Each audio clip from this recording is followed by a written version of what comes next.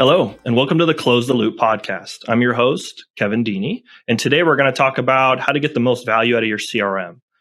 To help us dive into this topic, this fairly technical, pretty complex topic, we have two special guests with us today. We have Islin Munisteri and Lucas Munisteri. They have co-founded Thea Marketing. They are a HubSpot Platinum Partner agency, and they work hard to integrate client business processes into the CRM. They've lived in several states across the U.S. and Texas, Alaska, and now Colorado. They enjoy sharing their experiences with others all about different CRMs. So welcome, guys. Hi. Thank you. I've also got my colleague here. His name is Tim Tran. Tim, do you want to do a little intro for yourself? Yeah, sure. I'm the internal consultant here at CallSource. I work directly with the teams and make sure that I help streamline all the operations and give advice when needed. Cool. Tim's the ops guy here. And I thought he'd be a great person to kick around some of the discussions around this topic. So that's why I asked him if he'd join us. First of all, we're going to be talking about how businesses get value out of the CRM. First off, maybe Lucas, could you define for us what the heck we're talking about when we say a CRM? For those that are like, what is that again? Yeah, so a CRM, everybody uses a CRM without even realizing it. And basically what a CRM is it's a contact or customer relationship management tool. If you use Outlook for your email or Gmail for your email, that fundamentally is a CRM at its simplest level. You're keeping your contacts' information, their email address, and how to get a hold of them. But that level of CRM is very inactionable for a company. It's good for communication, but it doesn't let you grow that relationship or nurture that relationship because you only know very little data about that person. If you've used something like Outlook, you can go into the more properties and you can see it lets you track a little bit more detail, but it still has its end. When you get into a true CRM, something to manage your customer life cycle and know how customers are interacting with your brand, that's something like a HubSpot or a Salesforce or Microsoft Dynamics. And those allow you to understand every little detail about your customers, from which websites they're viewing to which products are they buying, are they interested in, down to are they paying their bills on time. And depending upon the CRM that you pick, you get different levels of reporting and insights into your customers. Now, you will find as you drive down this road, and we'll just leave a word here to have you scratch your heads. When you get into a CRM that tracks everything, you are using what's called an ERP. And that's actually an enterprise reporting platform, and that's used to manage your entire business. So there is a cutoff from one system to another. And Salesforce and Microsoft Dynamics or NetSuite with Oracle will cross those lines. Tools like HubSpot or ActiveCampaign, they don't cross that boundary. They still stay in that CRM component, and it's more about managing that customer through that marketing and sales portion of the life cycle. Gotcha. Yeah, I think it's important that, to me at least, the CRM sort of came out of a Rolodex. I mean, it sort of evolved from there. So that brings me to a question for you, Islin. So CRMs have probably evolved a lot over time. So how are they evolving, and what are they doing to help businesses, today as they continue to become, maybe like Lucas mentioned, an all-in-one, or maybe are they getting a little more niche into specific functions they're providing? Can you shed some light on that? Sure. So I would say there's like different CRMs. Like I would say there's industry specific CRMs, right? Like certain healthcare, like doctors' offices, that type of industry. There's Pipedrive.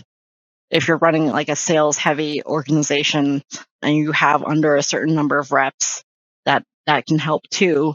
But really, I would say like a good CRM will help you track the customer journey from like marketing, from when a lead, fills out a form on your website.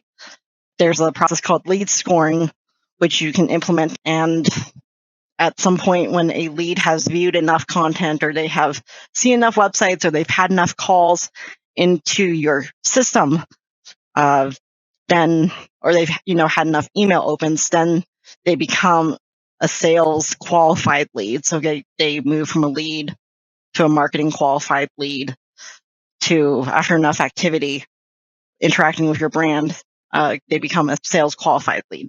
And then so you go from marketing to sales.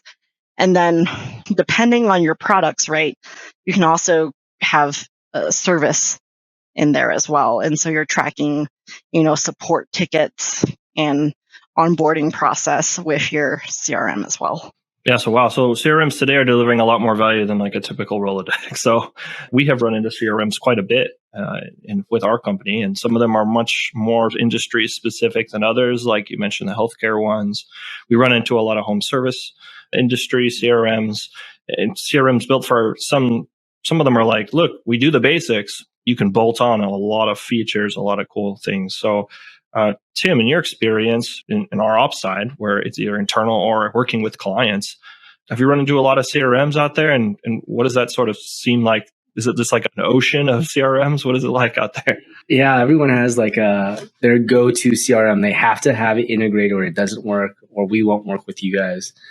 We used to work with a lot of auto dealerships.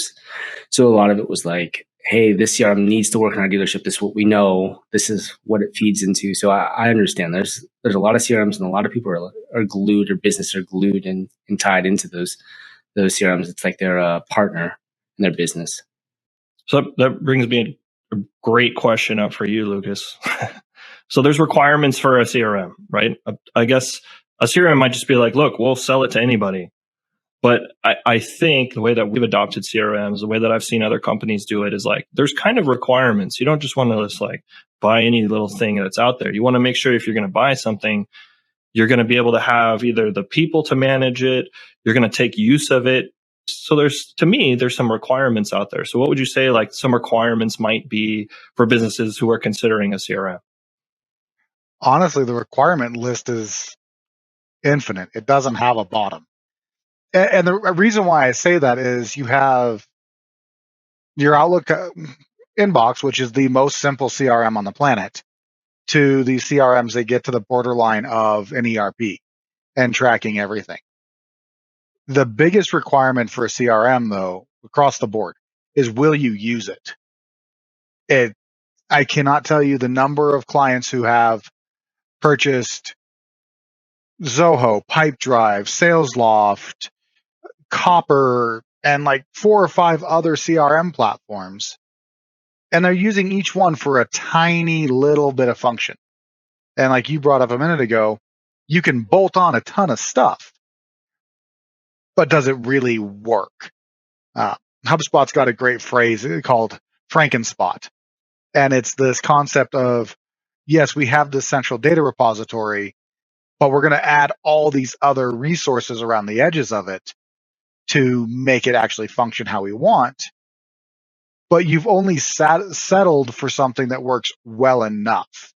It doesn't actually work how you want. And that's led rise to a whole new category of programs called data aggregation platforms. And all they do is bring databases together and send data out. But you get into this world of tech debt. And I know I'm running in circles around your question, but the point being is, if you don't know what you want to track and you don't know what your business's KPIs are or what matters to you to your growth, it doesn't matter what the CRM is or what it does. If you can't track what matters and you don't, or even better yet, in some cases, you don't know what matters to your business, it's not going to matter what you pick. Right.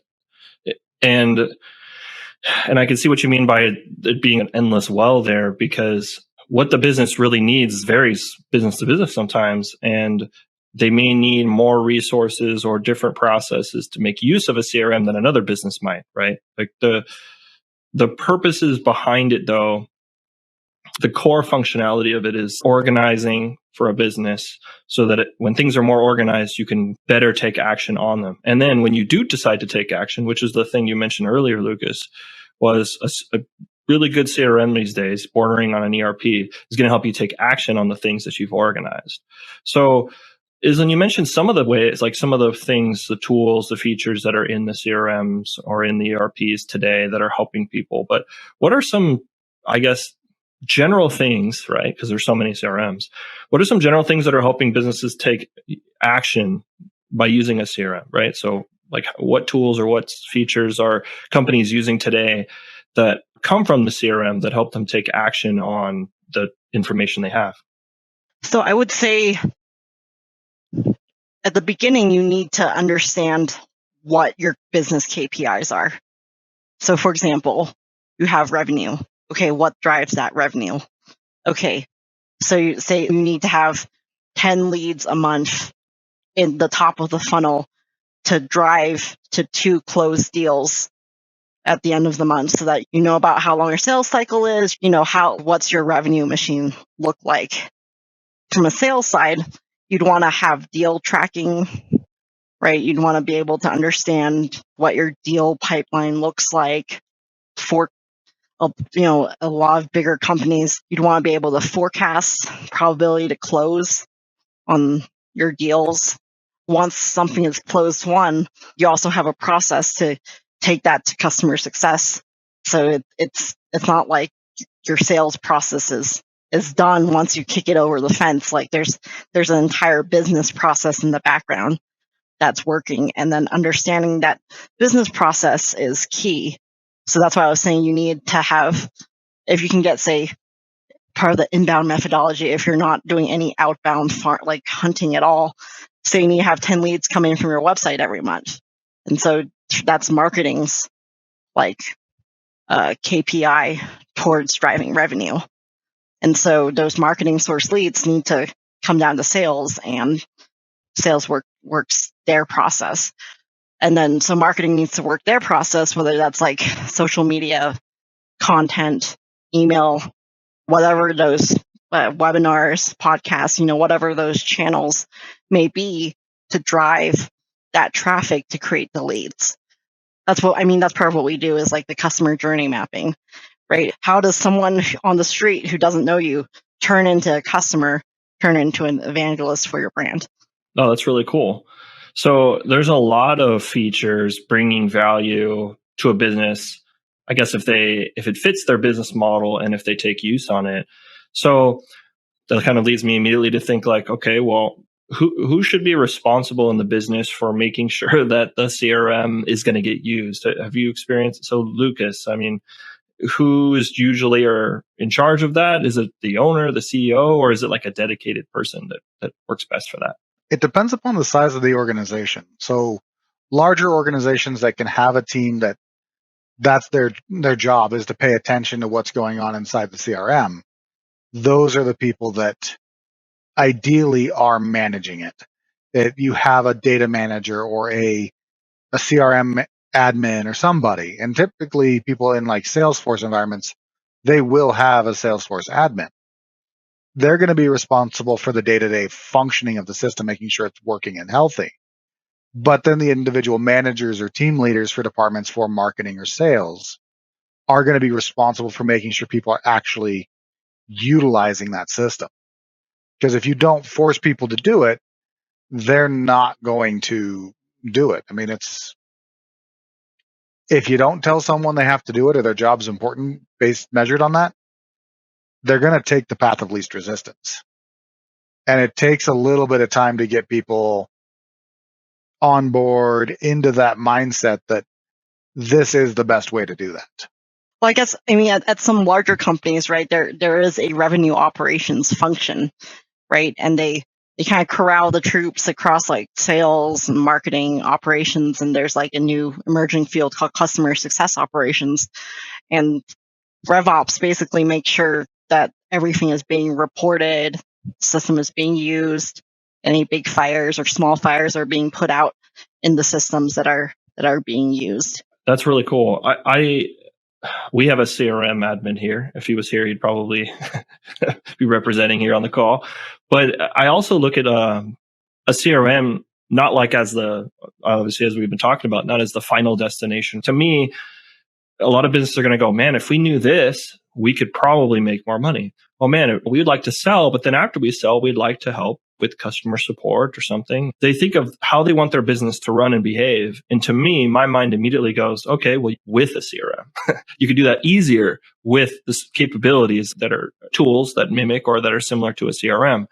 And usually there's like a point where a business is like, well, maybe I can get away with, using, like Lucas mentioned, like maybe I can get away with using Excel, spreadsheets, written notepads.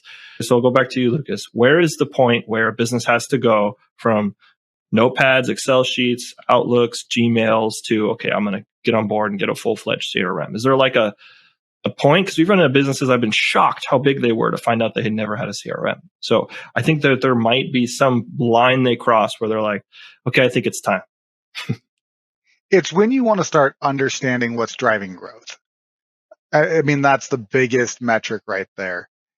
We've worked with clients that have grown to a $15 million a year business in Excel workbooks and people's brains. Like, there is nothing documented, but someone goes on vacation and everything breaks. So there's this scope of like yes and no. I think it really comes down to picking a CRM from day one. And you can pick HubSpot as a CRM because they offer a free version out of the box. There's a lot of other like low cost, low effort CRMs to get you started with. Because as long as you're just focusing on the CRM component, not the marketing automation, not the sales automation or the pipeline or deal management, and all of these other things that come as an ancillary function of having a CRM, a lot of that core data structure, these companies provide for very low cost. And I don't see a reason for people not to do it. However, there are still people who will fight you tooth and nail because of some reason. And on that point, when you guys are working with clients, what's the best way to get their team adopted into a CRM? Which ways have you guys seen that's most effective? So we do a lot of hands-on training with our clients, a lot of time and effort spent teaching them how to use the tools and working through those friction barriers of I can't or I don't want to. And when it comes to the individual contributor, the person doing the work, if their boss says you will do this, it's much easier. If their boss says, hey, the CEO paid for this, but we're not really going to do this, they'll never use it. It'll never happen. And so it comes down to that encouragement to do it. You will find the occasional like person who's like the individual contributor who's like, I need this, I want this. And typically it's because they've come from an organization that's used it in their past and they've seen the value it adds.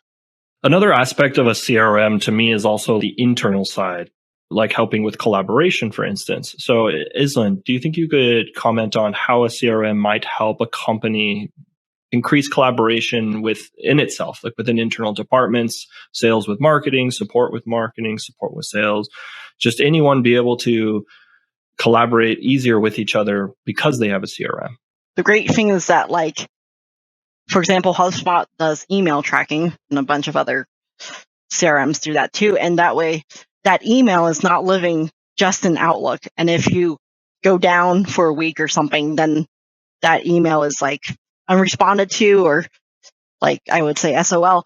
But then if that email is living in the CRM, then another team member can take action on it. It's like, oh, we need to respond or we need to do something. I would say the marketing, the sales handoff, if you have some sort of marketing automation going on behind the scenes, like it becomes a lot smoother. Yeah, I mean, I can add a little more color to that. Within like a lot of the organizations we help configure, they'll track a person through that marketing funnel from a lead all the way to an SQL or a sales qualified lead. And when they hit that phase, they're automatically created as an opportunity for a salesperson to reach out to. So provided both teams have aligned on what's a qualified person, it helps the sales team know who to reach out to. And then when the deal closes, it automatically creates a ticket to either do the fulfillment or the project onboarding or fulfill whatever they purchased, so that there's a seamless handoff from each phase and everybody knows what's going on. And depending upon where you create those tickets or tasks, it helps people have line of sight to what their potential pipeline of work will be. Yeah, all of that historical information is stored within the CRM. So you can see all the emails that marketing and sales has had once customer success takes over. So provided someone actually reviews the data, then you'll feel more prepared going into that client engagement. Yeah. So I guess coming off that, then a question for, I guess, back to you, Islin, here would be like, how long should a company, or how long do some companies take before they see some value out of the CRM? I think some of the requirements that we mentioned, we want to use the CRM. And when you start using it, does that enable any value like day one, or is it more likely that they'll see value at some, time down the road?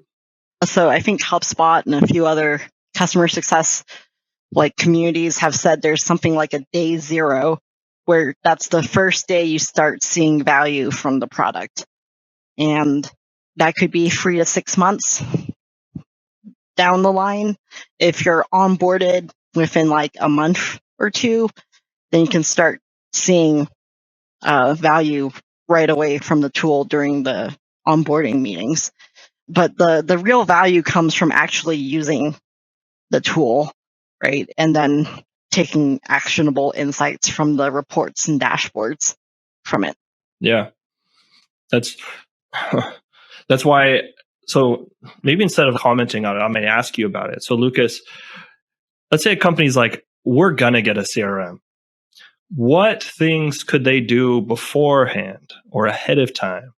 Or let's say they have a CRM. What things can they do to make it so that when they get a CRM, that they are ready, prepared to get more value out of it? How do I put this politely? Knowing you have a problem is half the battle. The second half of this battle is understanding how do you want to solve it.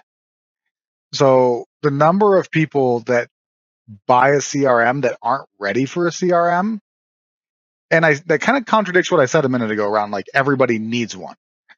But if you don't have a process, if you don't have a way of,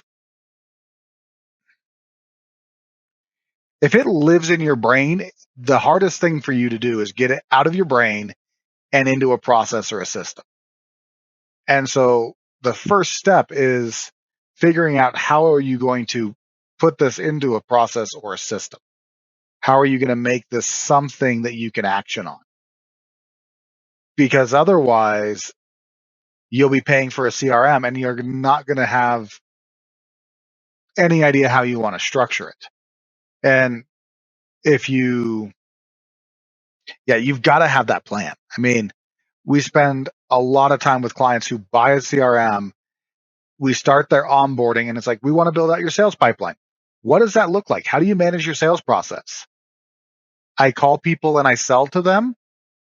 And you're like, okay, well, what if they say yes? What do you do next? What if they say no? They genuinely have no idea. And so getting that on that right level is hugely important. Your process, there needs to be a process, whether it lives in your head or in Lucidchart or Visio or something. You need to have some sort of step-by-step 1, 2, 3, 4. This is what I do in my sales process, or this is how I'm getting marketing leads, or this is what my onboarding process looks like. This is what my support process looks like.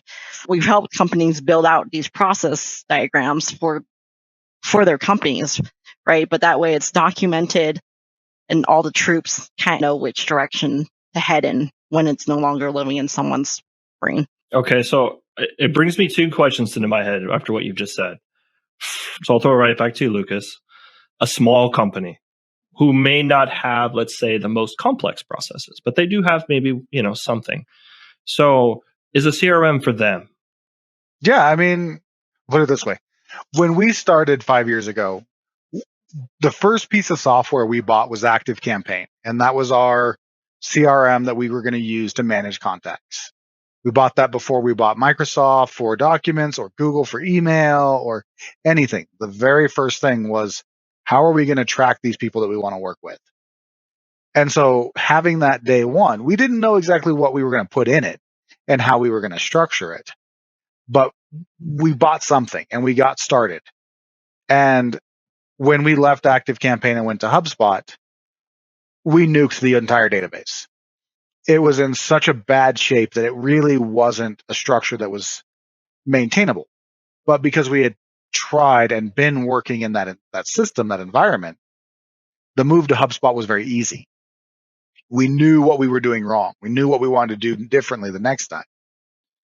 Where when you're doing it from firing from the hip, the best way to put it, and it's all in your head, it's very hard to get that out. And so sometimes a blank piece of paper is easier to start from than a book that you have to rewrite. And so their CRMs are great early on. They help you structure and think. And when you get to this like midpoint where you're stuck, it's very hard to change how you think and transition. You need to do it. It's a lot of work. And so having an understanding of how you want to manage that is the hardest part. And then you're working, you're busy, you're doing things. So asking a boss or that owner, seller, like fulfiller role person to take 5 minutes and step back and say, how do I sell more? How do I bring on salespeople? That's one thing having a CRM helps tremendously is you can bring on an account manager and she can or he can go look at that contact's record and see the emails, see the deals, see where they're having problems with tickets, and get up to speed in a matter of days, minutes, versus weeks of who do I manage? How do I manage? What next? And so it's this chicken and egg thing. It really is a challenge.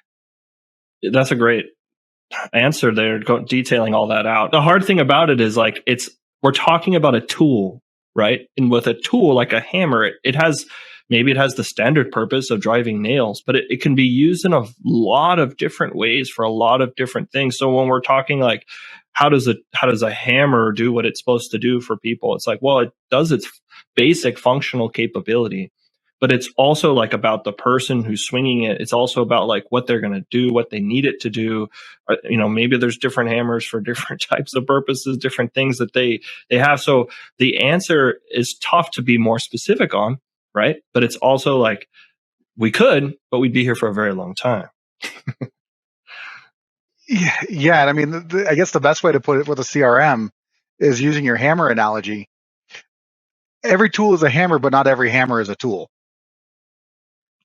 I mean, if you get into that, like that's really when you see people using Excel as a CRM, I mean, that is definitely a very non-traditional way of using it. And actually hop on my soapbox here for 30 seconds. You now have this like onslaught of project management tools, ClickUp, Monday, Asana, selling themselves as CRMs. And that creates a whole new world of challenges when people go to try to leave a project management tool that they've been using as a CRM. They want to do things that a CRM's not designed, not meant to do inside their CRM, but then they're stuck in this mindset of a project. Everything's a project management process. Yeah. Okay, so this brings up another question for me. So Islin, dirty CRMs filled with, for the lack of a better word, crap data, right? That's a big problem. So that might keep a company from even using the CRM they have today. You mentioned, Lucas, that you guys went to HubSpot and then, okay, we know what we want to do. We're going to clean this up as we, transition. So how big of a problem is bad data, incomplete inputted information? How much of a problem is that for a CRM? I would say I would let Lucas handle that question because he has a lot of direct client experience with dirty data. He cleans it, but I would let him. I'll let him dive deeper into dirty data. Yeah.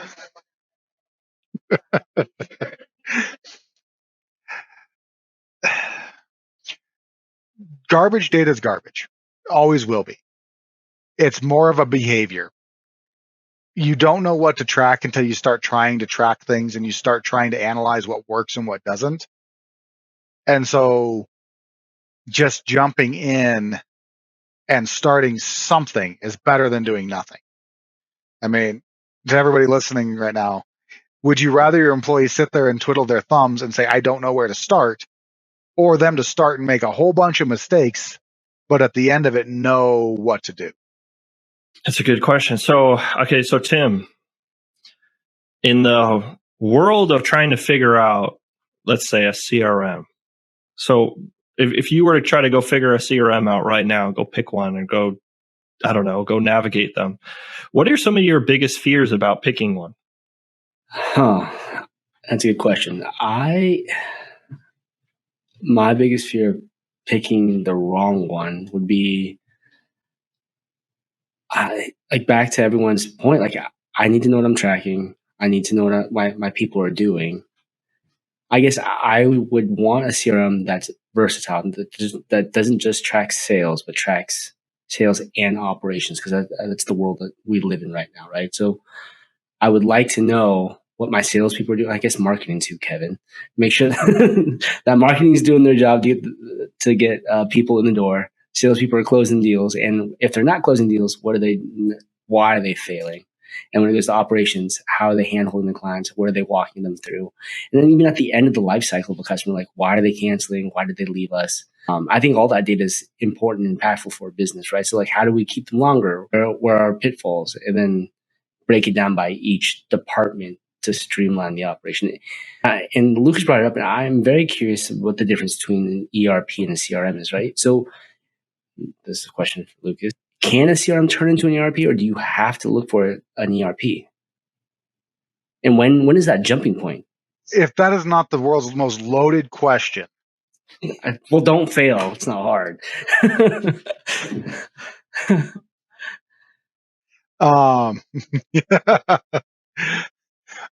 So you have tools out there like NetSuite, Microsoft Dynamics that are just natively ERPs, or Sage. Then you have tools like Salesforce that is a CRM, and through a bunch of bolt-on modules can become an ERP. Where tools like ActiveCampaign or HubSpot, I think, and this is my reading tea leaves, I believe HubSpot's trying to move to the ERP space, where ActiveCampaign is firmly staying out of that. Like, I just don't see them making that jump. And the difference between the systems, the environments, is an ERP helps you manage overhead, cost, business structure, hiring and firing employees, time off, payroll, invoicing, so AP, AR, all of those things. And a lot of companies can manage that with QuickBooks or Xero, and it works just fine.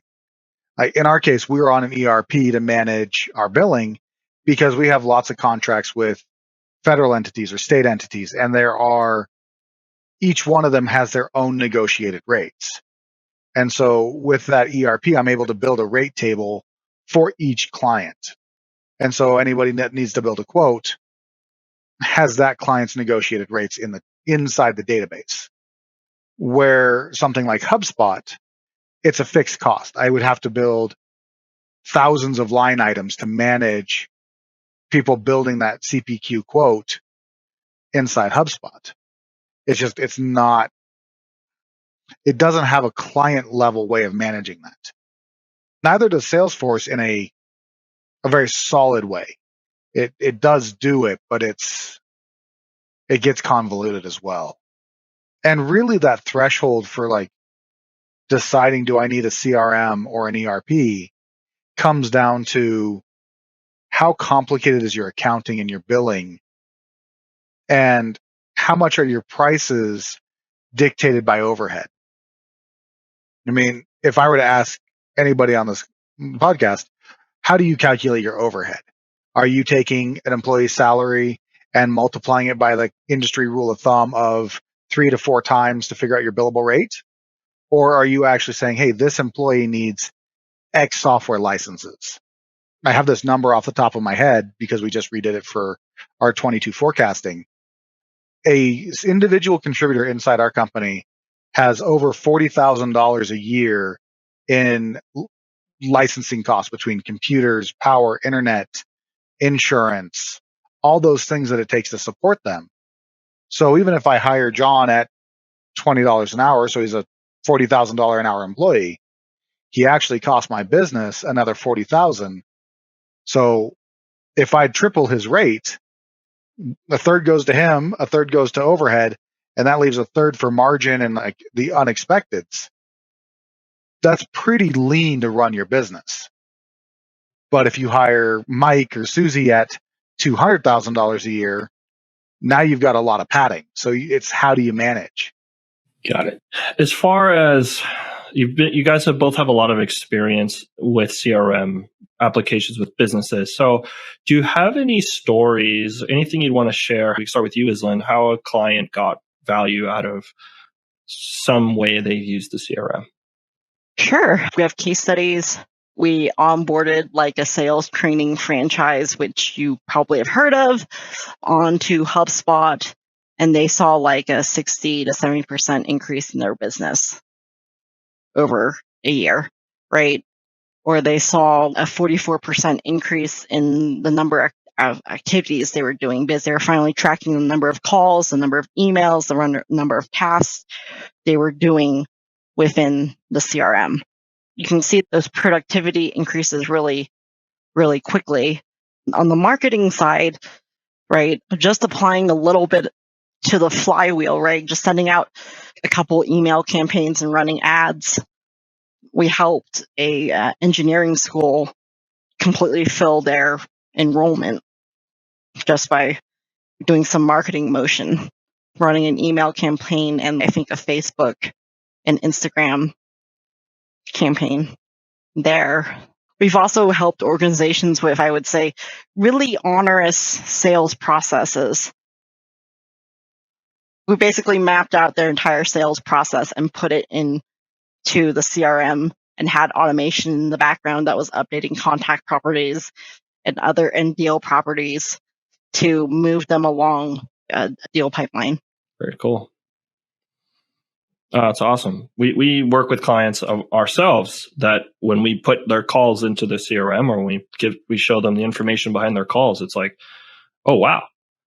Like we had ideas in our head about this, but now that we see this, it's like a totally different way of thinking. Now that we have data, now we have information, it like just creates questions for them that they never had before. So that's really cool. And Lucas, did you have anything? No, I mean, Islin kind of summed it up. I mean, I can't think of a single client that we've worked with that's actually utilized the CRM that it hasn't benefited them. And thinking back to that statement a little bit ago of how quickly do people see value? There's day one value, and then there's also like day 90 and day 180 and day at the end of the year. They're constantly gaining more from it as long as they're using it. Yeah. Some of the things that we've mentioned that have been really important are set out to utilize this CRM. Like pretty much like a very bold point we make on that one. And how you use it needs to come from how your business does what it does. What processes do you have? Do you have that, theoried out, processed out, drawn out? We love this tool called Lucidchart that, we plot the same way you mentioned, Islin. We, build out the process so you can see it and everyone's like, okay, yeah, everyone's in agreement. This is what it looks like. Yeah, this is how it's functioning. Then it becomes much easier to find places where you can get value out of a CRM, I think. Another one we mentioned is what CRM is, the purpose of it is for businesses. We mentioned the hammer example. It's a tool, right? And it's as good of a tool as you can use it for, but there's a lot of use cases for it, a lot of different ways to find value, a lot of cool ways that a business can utilize information they're receiving, that they can take action on it, either with marketing campaigns, like Islin mentioned, or just improving collaboration, improving the way the business accounts for what it's trying to do, like different modules or things like Lucas mentioned. The last thing is, I like to look at a CRM as an investment. I don't think it's just a cost, like an operational cost. I think it's definitely something that generates revenue and generates value, can generate profit. And if you have fears, like Tim mentioned, I'm afraid if I pick the wrong one, I think there's probably a plethora of information out there, but it does get difficult because, like Lucas, you mentioned, like every tool is making it look like they're a CRM these days. So there's help out there, there's support, there's lots of resources. Maybe look at other companies like yours to see what they're doing, how they're applying and using CRMs. Talk to agencies, talk to consultants. There's a lot of help out there if you want to take some time to figure it out. So with that, Lucas, Islin, is there any way that anyone can find you, learn more about what you guys do, connect with you if they want to ask questions of you guys? So Lucas, start with you first. Yeah, so you can always go to our website at www.theamarketing.com, and that's spelled THEIA. We're also on social media, and if you go to our website, it's all down there. And just fill out the form if you guys need help, if you want some advice or guidance. We do help people figure out what is the right CRM. How do we pick the right thing to get going? Because this is a space where you're going to fail without help. And not that I would need to sell my services or anybody else's. And if you have that tolerance for failure and learning a few times, get started, do it. But if you don't have that tolerance, if you need to get going, reach out to somebody to get you in the right direction. Yep. And I would say you can connect with me on LinkedIn, or you can give us a call to our business phone number. It's 720-642-7370. We do pick up calls, and if you leave a message, we will call you back. So we're kind of old-fashioned too. That's great. Yeah. And Tim, any way anyone can reach out to you, talk to you, or ask you anything? Yeah, sure. They can reach me directly at 818-596-6952. You leave a message, I'll call you back. You can also text that number. It is text enabled, so that you guys text me, I'll text back. Awesome. Well, thank you, Lucas and Islin. Thank you guys so much for coming on, being our special guest today for the episode and how businesses can get more value out of a CRM. I really appreciate you coming on. Yeah, thanks for having us. Thanks, Kevin. Thank you, guys.